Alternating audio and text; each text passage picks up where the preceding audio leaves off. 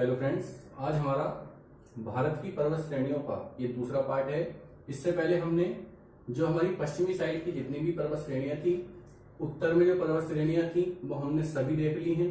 अब जो है हमारी पूर्वी साइड की पर्वत श्रेणियां हैं, ठीक है, जिसमें हम एक एक करके सभी पे जो है चर्चा करेंगे और साथ ही साथ इसी में जो है हम जो हमारी पूर्वोत्तर की नॉर्थ ईस्ट की पर्वत श्रेणियां हैं उनको भी जो है हम इसमें कवर कर लेंगे। ठीक है, तो एक एक करके शुरू करते हैं।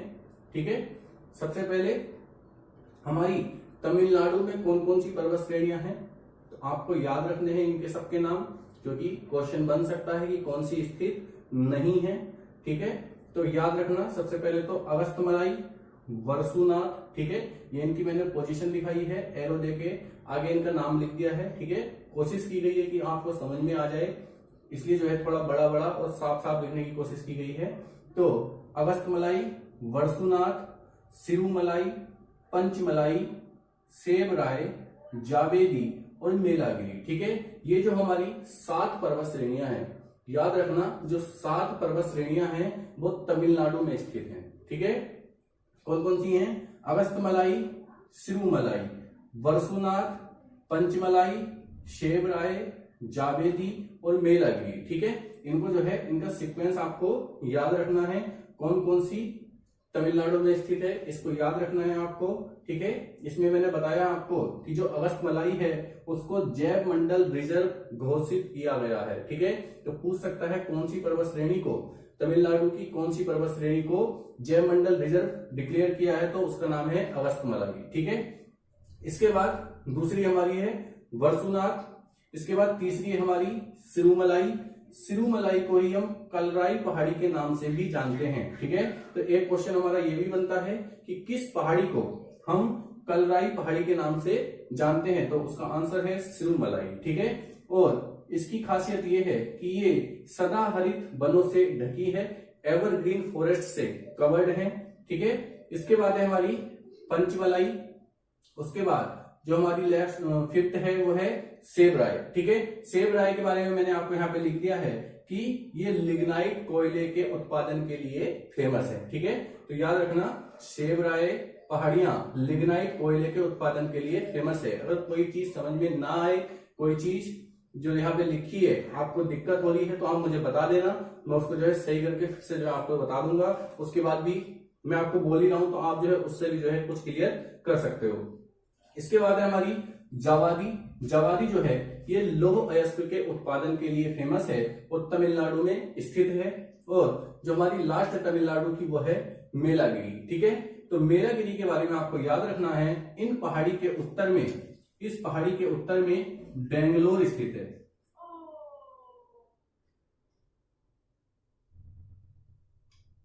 बेंगलुरु स्थित है। ठीक है, मेलागिरी के उत्तर में बेंगलुरु स्थित है। उसके बाद ये हमारी तमिलनाडु की हो गई है। ठीक है, इसके बाद हम आएंगे आंध्र प्रदेश में। आंध्र प्रदेश की आपको 5 याद रखनी है, बेलीकोंडा, पालकोंडा। ठीक है, बेलीकोंडा, पालकोंडा, एरामाला, नल्लामाला। ठीक है, 4 हो गई और 5वीं हमारी विशाखापत्तनम। ठीक है, इसी विशाखापत्तनम को देवड़ी मुंडा के नाम से भी जानते हैं। ठीक है, तो जो बेलीकोंडा और पालकोंडा पहाड़ियां हैं, बेलीकोंडा और पालकोंडा पहाड़ियां एवरग्रीन फॉरेस्ट से कवर्ड हैं। ठीक है, ये पॉइंट भी आपको याद रखना है, क्योंकि पूछ सकता है कौन कौन सी पहाड़ियां एवरग्रीन फॉरेस्ट से कवर्ड हैं, या जो सेबराय पहाड़ी है जिसके उत्पादन के लिए फेमस है। तो ये भी जो है एक एक पॉइंट जो है बनते हैं, तो आपको याद रखना है बेलीकोंडा और पालकोंडा एवरग्रीन फॉरेस्ट से कवर्ड है। इसके बाद जो हमारी नल्लामाला है वो मिनरल प्रोडक्शन के लिए जानी जाती है। ठीक है, और नेक्स्ट है एरामाला, और इसके बाद है विशाखापत्तनम। तो विशाखापत्तनम के बारे में आपको याद रखना है कि ये जो है पूर्वी घाट की सबसे ऊंची चोटी है। ठीक है, विशाखापत्तनम पूर्वी घाट की सबसे ऊंची चोटी है। पूर्वी घाट का विस्तार उड़ीसा, आंध्र प्रदेश और तमिलनाडु तीनों में ही हमें देखने को मिलता है, लेकिन ये जो अधिक मुखर पाई जाती है, मुखर का मतलब जो अपने मेन रूप में है, अत्यधिक चौड़ी है, तो वो हमें आंध्र प्रदेश में देखने को मिलती है। तो यहीं पर इसकी सबसे ऊंची चोटी विशाखापत्तनम, जिसको हम देवड़ी मुंडा कहते हैं, स्थित है। ठीक है, इसके बाद अब आते हैं हम उड़ीसा में। उड़ीसा में आपको याद रखना है मलयागिरी और महेंद्रगिरी और गढ़जाल, 3 पहाड़ी याद रखनी है आपको, महेंद्रगिरी, मलियागिरी और गढ़जाल। ठीक है, महेंद्रगिरी में आपको याद रखना है पूर्वी घाट की सेकंड हाईएस्ट है। ठीक है, ये जो है पूर्वी घाट की सबसे ऊंची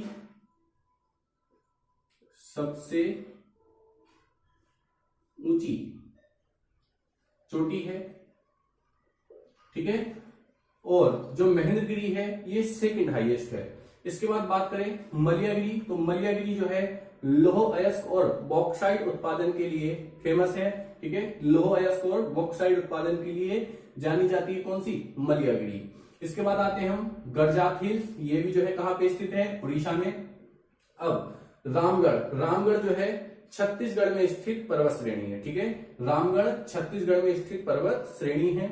इसके बाद है सोनपर। ठीक है, तो सोनपर जो है ये हमने कल बात करी थी विंध्य पर्वत श्रेणी के बारे में। ठीक है, ये विंध्य पर्वत श्रेणी का ही पूर्वी विस्तार है।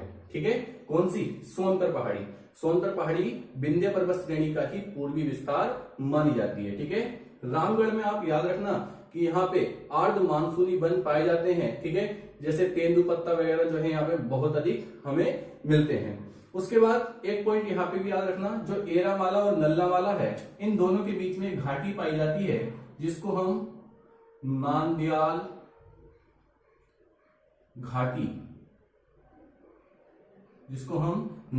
घाटी के नाम से जानते हैं। तो पूछ सकता है नांदयाल घाटी किन 2 पर्वत श्रेणियों के बीच में है, तो याद रखना एरामाला और नल्लामाला। ठीक है, इसके बाद बात करें तो हमारी नेक्स्ट है पारसनाथ और राजमहल, ये दोनों झारखंड की श्रेणियां हैं। ठीक है, पारसनाथ की बात करें तो पारसनाथ पूर्णतः संगमरमर से स्थित है। आपको जैन धर्म के 23वें तीर्थंकर का नाम याद होगा, पार्श्वनाथ। ठीक है, यहीं पर जो है उनका मंदिर स्थित है।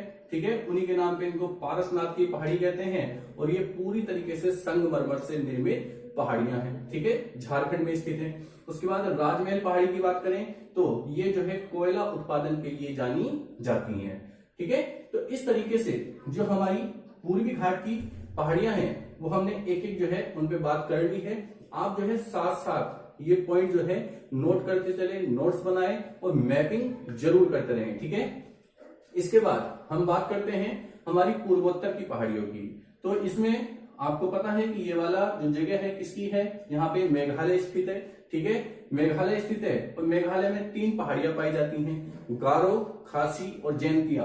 ठीक है, तो इनकी खासियत क्या है, याद रखना कि यहाँ पे 3 जनजातियां पाई जाती हैं और उनका नाम भी क्या है, गारो, खासी और जैंतिया। ठीक है, तो इन पहाड़ियों पर तीनों पर जनजातियां पाई जाती हैं इसी नाम की। ठीक है, उसके बाद बात करें असम में 2 पहाड़ी है हमारी, एक है रेंगमा और नेक्स्ट है मिकिर।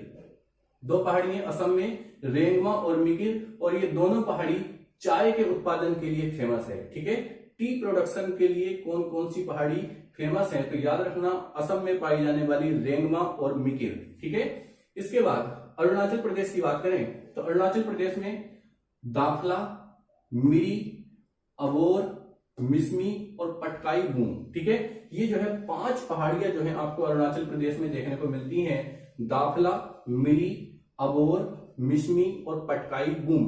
ठीक है, इसमें पटकाई बूम के बारे में याद रखना, ये अरुणाचल प्रदेश और म्यांमार की सीमा बनाती है। ठीक है, अरुणाचल प्रदेश और म्यांमार के बॉर्डर पर स्थित है। यह क्वेश्चन एक बार आ भी चुका है। ठीक है, तो आप जो है इसको विशेष तौर पर ध्यान दीजिएगा। इसके बाद है नागा पहाड़ी, आपको पता है यहाँ पे एक स्टेट है नागालैंड।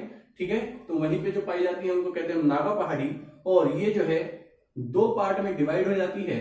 एक पहाड़ी कहलाती है बैरल पहाड़ी जो असम में चली जाती है, और दूसरी पहाड़ी कहलाती है मणिपुरी पहाड़ी, ये जो है मणिपुर में स्थित है। ठीक है, तो ये बैरल और मणिपुरी नागा का ही पार्ट है, नागा हिल्स का ही एक पार्ट है। इसके बाद नेक्स्ट है हमारी मिजो पहाड़ी, जिसको हम लुसाई पहाड़ी के नाम से भी जानते हैं। ये जो है मिजोरम में स्थित पहाड़ी है। ठीक है, और इसकी सबसे ऊंची चोटी ब्लू माउंटेन है, याद रखना क्योंकि पूछी गई है, ये पूछी गई है ब्लू माउंटेन। ठीक है, लुसाई पहाड़ी है, मिजो पहाड़ी की सबसे ऊंची चोटी ब्लू माउंटेन है। ठीक है, तो इस तरीके से हमने देख लिए। इसके बाद ये 3 पहाड़ियां मैंने आपको यहाँ गुजरात में दिखाई हैं, जिसमें से एक है वर्धा, उसके बाद है गिर और गिरनार है, जो गुजरात के काठियावाड़ क्षेत्र में स्थित है।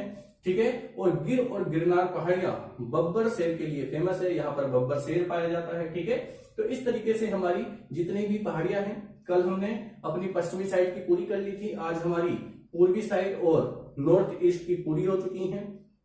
ठीक है, तो आप जो है इन सभी की घर पे आराम से बैठ के मैपिंग करें। ठीक है, इसके नोट्स बनाएं, एक एक पॉइंट इसका जो है नोट करें। कोई समस्या है, कोई दिक्कत होती है तो आप मुझे कमेंट के माध्यम से जो है बता सकते हैं, मैं आपकी सभी समस्याओं को दूर करूंगा। ठीक है, जो भी प्रॉब्लम आएगी तो आप जो है बस अच्छे से जो है इसके नोट्स बनाते रहिए और मैपिंग जो है जरूर करिए। मैं आपसे बार बार कह रहा हूं कि मैपिंग से ही आपको चीजें जल्दी और अच्छे से याद होती हैं और लंबे समय तक जो है वो आपके दिमाग में बनी रहती हैं। ठीक है, तो आज के लिए बस इतना ही। Thank you.